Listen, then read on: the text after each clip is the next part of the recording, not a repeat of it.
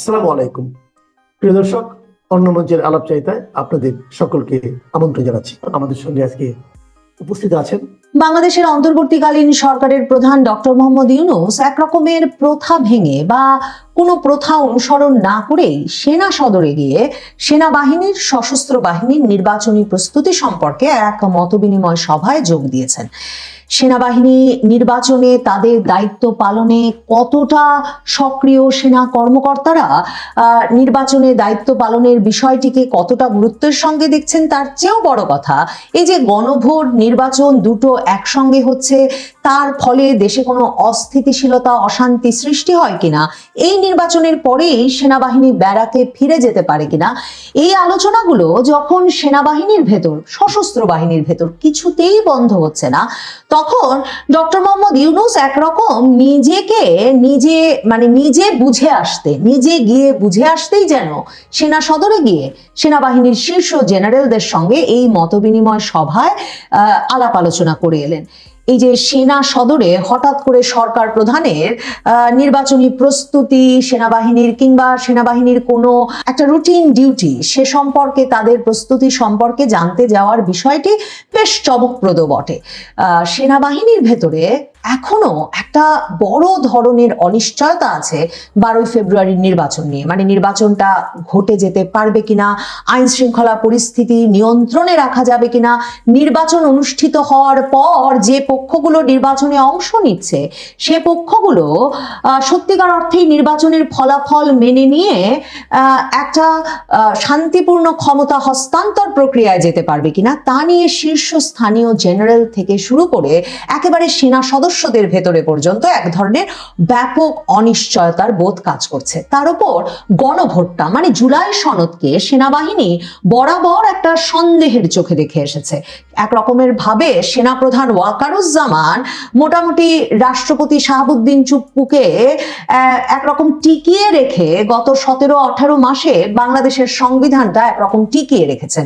শুধু যে বাংলাদেশের সংবিধান আর রাষ্ট্রপতিকে তিনি তার মাধ্যমে টিকিয়ে রেখেছেন তাই নয়, তিনি আসলে তার মাধ্যমে সাংবিধানিক প্রতিষ্ঠান সশস্ত্র বাহিনীকে, সেনাবাহিনীকে একরকম টিকিয়ে রেখেছেন।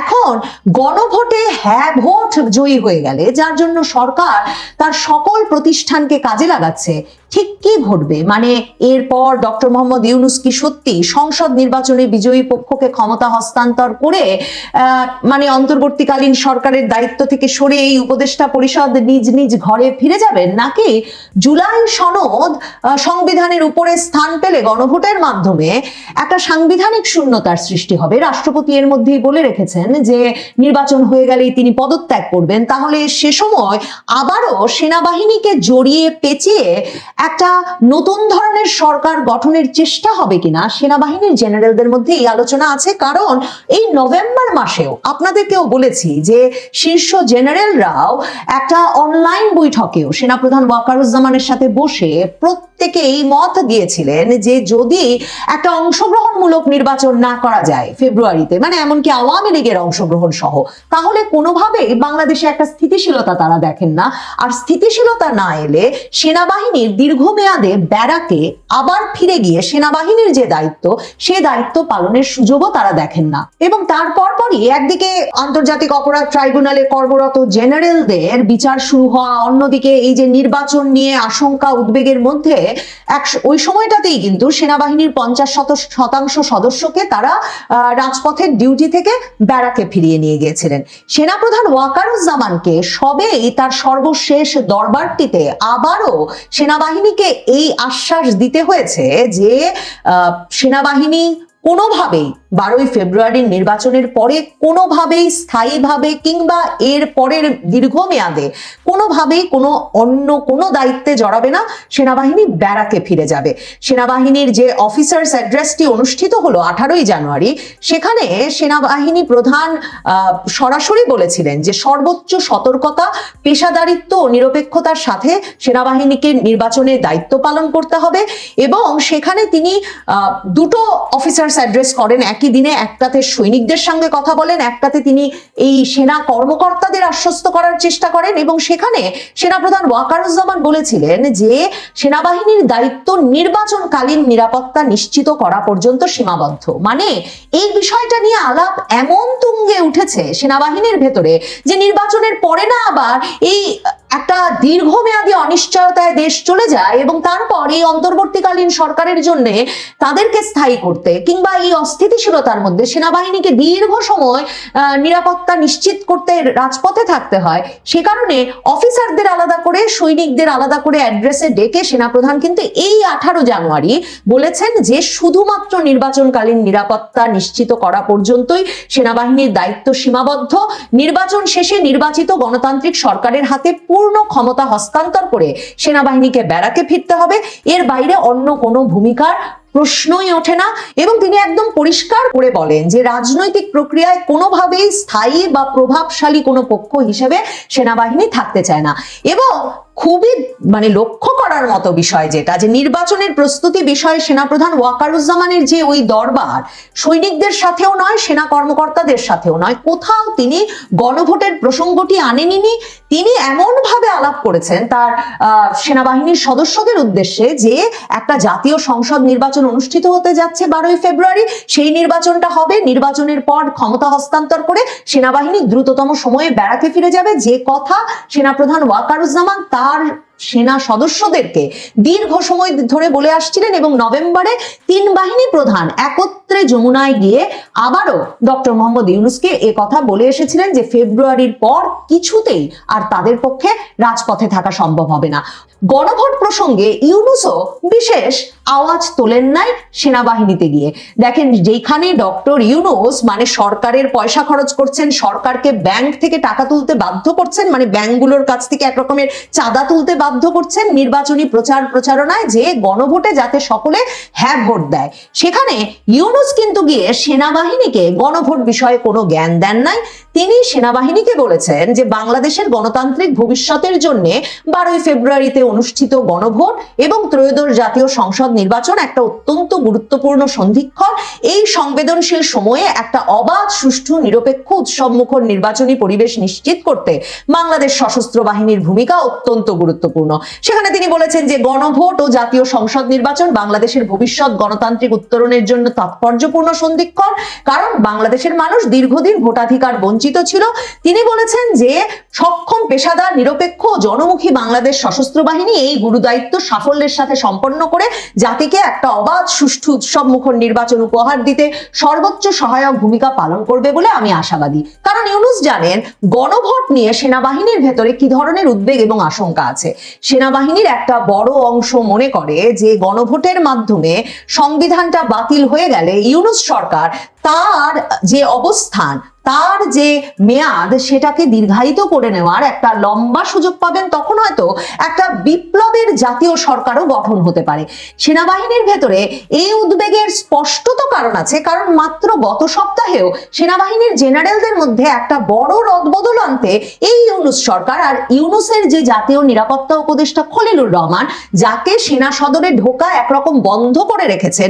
এপ্রিলে তিনি জাতীয় নিরাপত্তা উপদেষ্টার দায়িত্ব নেওয়ার পর থেকেই সেনাপ্রধান ওয়াকারুজ্জামান তিনি সরাসরি বলেছেন যে জাতীয় নিরাপত্তা উপদেষ্টা নামে একজনকে বিদেশ থেকে উড়িয়ে এনে ডক্টর ইউনূস নিয়োগ দিয়েছেন, কিন্তু তাদের সঙ্গে আলাপ করেন নাই। কাজেই সশস্ত্র বাহিনী এই জাতীয় নিরাপত্তা উপদেষ্টাকে সেনা সদরে ঢুকতে দেবে না।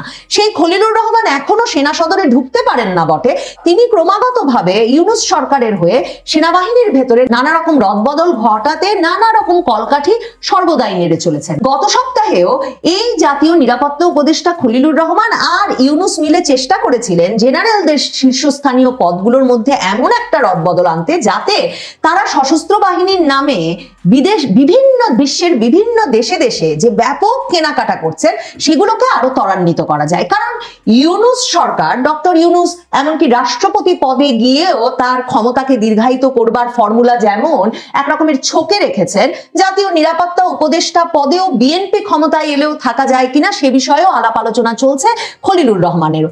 কিন্তু এই যে কেনাকাটার ক্রয় প্রক্রিয়াটা তারা শুরু করেছেন, সেগুলোকে তারা দ্রুততার সাথে সেরে ফেলতে চান এবং সেজন্য তারা প্রধান উপদেষ্টার দফতরের সশস্ত্র বাহিনী বিভাগের যিনি প্রধান লেফটেন্যান্ট জেনারেল কামরুল হাসান, তাকে চিফ অফ জেনারেল স্টাফ পদে নিয়োগ দিতে চেয়েছিলেন। কারণ চিফ অফ জেনারেল স্টাফ পদটিতেই সশস্ত্র বাহিনীর সকল কেনাকাটার বাজেট বরাদ্দের সুযোগ থাকে এবং এই তাদের অত্যন্ত বিশ্বস্ত, মানে সেনাবাহিনীর ভেতরে সকল কলকাঠি যার মাধ্যমে ইউনূস আর খলিল নাড়ছিলেন এই এত মাস ধরে, সেই লেফটেন্যান্ট জেনারেল কামরুলকে যদি সিজিএস পদে নিয়োগ দেওয়া যেত, তাহলে তাদের এই যে সশস্ত্র বাহিনী বিষয়ক কেনাকাটাটা সেগুলো তারা আরো ত্বরান্বিত করতে পারতেন, আরো বেশি বেশি করতে পারতেন এবং কেনাকাটায় সশস্ত্র বাহিনীর কেনাকাটায় যেসব লাভালাভের বিষয় থাকে সেগুলো আরো গুছিয়ে নিতে পারতেন। এছাড়াও জামায়াতে ইসলামীর এক রকমের চাপে এবং পরামর্শে, বিশেষ করে সেনাবাহিনীর জামায়াতপন্থী অংশ যারা কিনা গোলাম আজম পুত্র ব্রিগেডিয়ার জেনারেল আজমির এক রকমের অনুসারী বা সমর্থক, তাদের পরামর্শ ছিল যে quarter master general lieutenant general Mohammad Faizur রহমানকে নতুন পিএসও মানে প্রধান উপদেষ্টার দফতরে সশস্ত্র বাহিনী বিভাগের প্রধান প্রিন্সিপাল স্টাফ অফিসার করে নিয়ে আসা। তো এই যে খলিলুর রহমান আর ইউনূসের পরামর্শে বা তাদের কলকাঠি নাড়ায় সেনাবাহিনীর ভেতরে এই যে নতুন করে আরেক দফা জেনারেলদের পদ এবং পদায়নের রদবদল, সেটা একেবারে সম্প্রতি ওয়াকারুজ্জামান ঠেকিয়ে দিয়েছেন এবং সেখানেও এক রকমের অস্থিরতা তৈরি হয়েছে সেনাবাহিনীর ভেতরে যে এই যে ইউনূস সরকার তারা যদি আরো দীর্ঘমেয়াদে থাকে, এই জাতীয় নিরাপত্তা উপদেষ্টা খলিলুর রহমানই যদি থেকে যান, জুলাই সনদ যদি গণভোটের মাধ্যমে পাশ হয়ে যায়, তাহলে যে ধরনের অনিশ্চয়তা সৃষ্টি হবে সেনাবাহিনীর ভেতরে দীর্ঘমেয়াদে, সেই সমাধান তো 12ই ফেব্রুয়ারির নির্বাচন নিয়ে আসবে না। আর ইউনূসও এটা পরিষ্কার করেছেন যে তার জন্য সশস্ত্র বাহিনীর সক্ষমতা বৃদ্ধি, মানে সক্ষমতা বৃদ্ধির নামে কেনাকাটার বিষয়টি কত গুরুত্বপূর্ণ, ওই নির্বাচন বিষয়ক আলাপের মধ্যেও গিয়ে তিনি দাবি করেছেন যে সেনাবাহিনীর কোনো সক্ষমতা বৃদ্ধিতে যখন দীর্ঘ ফ্যাসিস্ট শাসনামলে কোনো কাজ হয় নাই, তখন অত্যন্ত অল্প সময়ে এই পরিস্থিতির ব্যাপক পরিবর্তনের সূচনা করেছেন ইউনূস সরকার। মানে তিনি বলেছেন ওই পরিস্থিতির ব্যাপক পরিবর্তন সূচনা করেছি এবং সশস্ত্র বাহিনীর সক্ষমতা ব্যাপক বৃদ্ধি করেছি। যেতে হবে এমন শঙ্কা যখন ইউনূসের মনে, তখন সম্ভবত তিনি বুঝতে পারছেন সশস্ত্র বাহিনীতে যে ব্যাপক কেনাকাটা বিভিন্ন দেশ থেকে করার ফলে এমনকি মার্কিন যুক্তরাষ্ট্রের বড় ধরনের ধমকের মুখে পড়েছে বাংলাদেশ সেনাবাহিনী, সেসব কেনাকাটা নিয়ে আগামী সময়েও অনেক প্রশ্ন আসবে। কাজেই সেই কেনাকাটা প্রসঙ্গেও তিনি একরকম জবাবদিহি করে আসবার প্রয়োজন বোধ করেছেন বা নিজের ব্যাখ্যাটা দিয়ে আসার প্রয়োজন বোধ করেছেন সামরিক বাহিনীর শীর্ষ জেনারেলদের সামনে। সেনাবাহিনীর জেনারেলেরা ইউনূসের সেই ব্যাখ্যায় ভুলেছেন কিনা জানি না, তবে নিশ্চিতভাবে তাদের মনে এই প্রশ্নটা খেলা করেছে যে এটাই কি ইউনূসের সর্বশেষ সেনা সদর সফর, নাকি ইউনূস সরকার প্রধান পদে থাকবেন আরো দীর্ঘ সময় এবং আবারও সরকার প্রধান হিসেবেই সেনা সদরে